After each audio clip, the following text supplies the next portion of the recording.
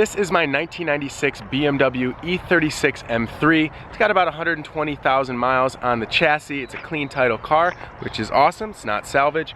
And today we're going to be going through all of the mods on the car. So if you're new here, hopefully this video gives you a little bit of information about what we've been up to. Now you can watch this entire build process on our YouTube channel, so I would recommend subscribing, checking out all the playlists we have. We have the full build up for every phase on this car. But either way, let's do a full walk around. We're going to start with the exterior. The most recent changes on this car are obviously this awesome new livery wrap that was done by Premium Auto Styling. These guys did a great job. They helped with the design. They laid everything. This is not a printed graphic. This is all hand laid. So huge shout out to those guys. The second crazy thing you might notice are these wheels. These are 17-inch OZ Fittipaldis. They're refinished in a brushed center, brushed outer lips with the polished hardware and satin black inner barrels, which you can barely see in there. Running a satin black inner barrel does help keep the wheels looking a lot cleaner. So if you are doing three-piece wheels, I recommend doing a satin black inner barrel. Now I absolutely love the brush finish. You can see the brush marks in the finish, and to me it just looks totally custom. And the other cool thing about these is they have a OZ 40th anniversary center cap. This is a gel cap that I had made, custom made for this set of wheels, and it actually matches the blue pretty good. So moving around the back, we do have a custom powder coated black rear diffuser with the tinted taillights. Other than that, a Dynon exhaust, and that's pretty much it from the backside. I did remove the wing. If you guys saw in previous phases of this car, I did have an LTW, that's the lightweight low-rise wing, but I did remove that for now. Still undecided exactly what I'm going to do about the wing situation. If you guys have any ideas, please drop them in the comments below, and I will definitely take those to heart. Moving along to the side of the car, one thing you may notice, which is kind of subtle, is the felony form over fender kit. So that is a fiberglass over fender kit, the front and the rear. Basically what you do is you cut the fenders underneath here, you install the over fenders on top of that with some riv nuts here. So I have floating riv nuts. So these are actually bolted onto the car, and this allows me to run a lot wider wheels. You may notice these side skirt extensions. So these are made by Diffusers and More. They actually have an awesome YouTube channel, guys, so they kind of go through the manufacturing process, and there's some characters of their own. These are powder coated black to match the rear diffuser. We have the smoke turn signals, and we have the headlights that have been modified by Flyride. So these have an awesome angel eye setup. Let me go ahead and turn these on for you right now. And there you have it. This really changed the front end of this car. I think it looks so aggressive, really modernizes everything too. Just a really cool product, and I'm super excited that these came out this well. I have the front grills that have been painted gloss black. You can kind of see the intercooler tucked up in there. I did go with the fog light delete, so those are just plastic covers. In a previous video you guys might have seen, I custom made these canards. These are actually from TJ's old Rocket Bunny kit. So right now the car is running the OEM front lip plus the Rieger ABS plastic front lip, and I do have a new lip from Diffusers and More, which I will be adding in the next coming videos. Pretty much sums up the exterior on this car, so let's go ahead and move to the suspension. This car is running Airlift Performance front and rear struts with AccuAir E-Level management. So as far as the brake setup goes, I'm actually running a new set of OEM rotors with Hawk HPS 5.0 pads, and I'm running Nitto NT05s. I'm running a 235/40/17 in the front and a 255/40/17 in the back. So definitely looking to upgrade the width of these tires at some point, but these are awesome tires, and honestly, I'm not complaining. I have pretty good traction with these, so we'll see after I run through these. Maybe I'll step it up to a 275 or 285 in the back. On the inside of the car, I am rocking a NRG hub, quick release, and steering wheel setup with the OEM Vader seats. These are actually really hard to find in good condition. When I got the car, I actually replaced these with a 99 interior. I did just get a new set of floor mats. Shout out to Chuck and Darlene. Thank you so much for those. Those make a huge difference. I have a aftermarket head unit here, just a pretty basic setup with an AEM air fuel gauge and a Bosch boost gauge. I still have one spot here, and I would like to make a gauge panel that kind of hides some of the wiring back there, but for now, this is what I have. It's the boost gauge and the air fuel gauge. Some of these switches are actually from the nitrous system that used to be installed on this car, but I no longer have that.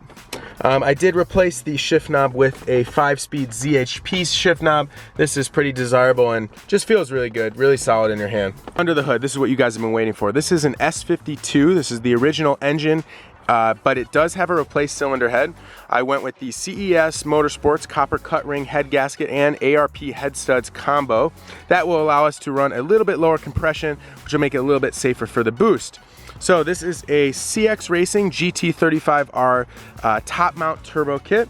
I'm running every component that they have supplied. I did add a Heat Shield Products turbo blanket, and I did make some custom oil feed and drain lines. I have the CX Racing aluminum radiator. I am running the clutch fan, OEM clutch fan. I'm running DW fuel injectors and a DW fuel pump. Flash tune from RK Tune, so it does have the aftermarket mass airflow sensor. I am running slightly different spark plugs than stock. On the drivetrain side, I have upgraded to the FX400 Clutchmasters clutch and a lightened steel flywheel. But other than that, I'm running the stock axles, the stock rear end. Nothing has changed so far. For an exhaust on this car, it's actually kind of a unique setup. So I am running a Dynon Axleback exhaust, but this car is sporting a loud valve system.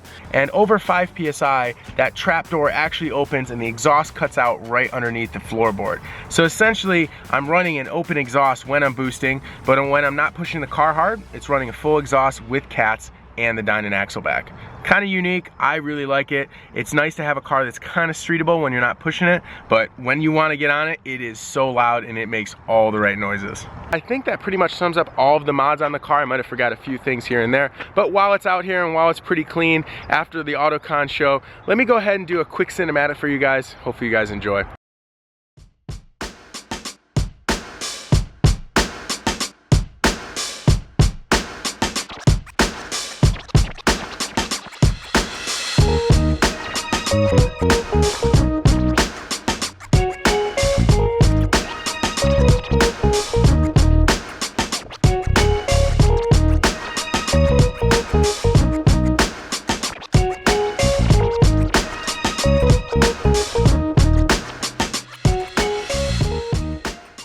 We'll try to get in the car and I will try to get some sound clips because I just got an external microphone. Let's see if that works.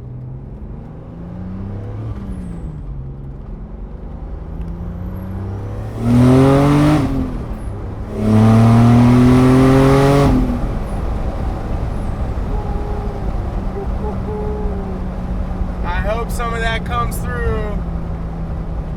That's been my #1 problem with this car, is getting awesome sound clips, but man, I miss this thing. Woo-hoo-hoo! Yes. This thing.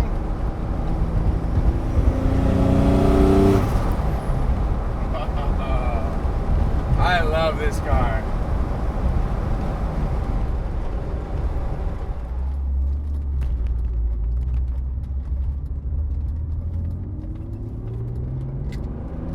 First gear is useless. Man, it pulls.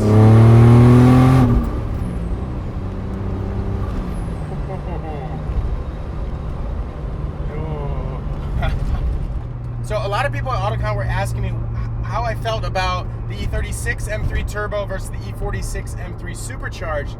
You know, they're so different. There's a lot of similarities as well, but the differences between my car specifically are this car is super raw, super lightweight and nimble. I feel like I could toss this thing around a corner. You know, the E46 is like that too, but it's just a little bit bigger. And the E92 is even bigger than that. But, you know, this thing is so much more exhilarating. The noises that this thing makes, honestly, for me, is perfect. I absolutely love it.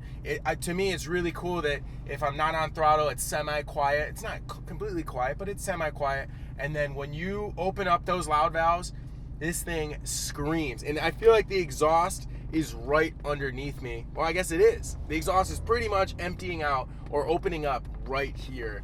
And the blow-off valve sounds awesome, you know, combined with that external wastegate. You know, it makes the car feel even faster. Frankly, I really have no idea if this car is faster than the E46 M3, but I'll tell you that this thing is a lot more fun to drive, and this thing feels faster. I feel like I could blow the doors off of anyone because of how exciting. Like, I have to hold the wheel firmly because this thing is crazy, if you catch my drift. So, man, I miss this car. I love building cars. I love driving cars. To me, driving something that you have put so much time and effort, whether it's driving it and enjoying literally flooring it and driving it around, or it's driving it to go to a car show and you want to show it off to people and you've worked so hard towards something. To me, putting all that time, money, blood, sweat, tears into a build, that's what it's all about. That's what it's all about, being a car guy. And, you know, for those people who don't understand that, and there might be some people watching this who just don't really get it, meet someone who's a car guy and it's their passion through and through. And I'm not talking about, you know, someone who likes cars and that's it, but I'm talking about someone who you look at their fingernails and their fingernails are black.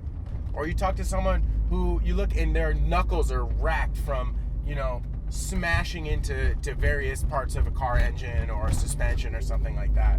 Because those are the people who will work their ass off to build something the best they possibly can. And you know what? It's pretty true that a project car is never finished. So to get back to the title of this video, is my car too modded? Is the M3 too modified? My answer is no. Because if the intention is to be a project car, like this car, this is an expression of who I am, what I like, what I don't like. And you know what? I don't care what anyone thinks. And there's probably a lot of people watching this right now that absolutely hates what I've done to this car. There's been a lot of people who have told me I've ruined this car and it's, you know, you ruined an M3 and blah, blah, blah. And you know what I say to them is, I don't care. This is not your car. This is my car, and I'm going to build it however I want to. And you can give me your opinions, and I actually hope you do give me your opinions. And I love seeing people's comments and critiques and feedback. But it's not necessarily going to change what I do to this car. So, you know, in summary, I'm so happy to have this car back. I am so thankful for all of the companies that have wanted to get on board, that have shared in this vision. You know, this car has been with us since the beginning of throtl, and this is the next progression, and I can't wait for Rev 3 of this car, and I don't know when that's going to happen, but I'm sure it's going to be super crazy, and I am super, super excited. So if you guys like this style of video, please give it a big thumbs up. If you didn't like this style of video, please give it a big thumbs down. Let me know why in the comments as well. And if you guys like this car and you want to see more of it, please hit that subscribe button. We know that like 60% of you guys watching this video right now are not subscribed. So I want to challenge you guys, you know what, just hit the subscribe button. It doesn't cost you anything. It's free. We make a ton of awesome content, and I hope you guys enjoy. So thanks guys, and we'll see you in the next video.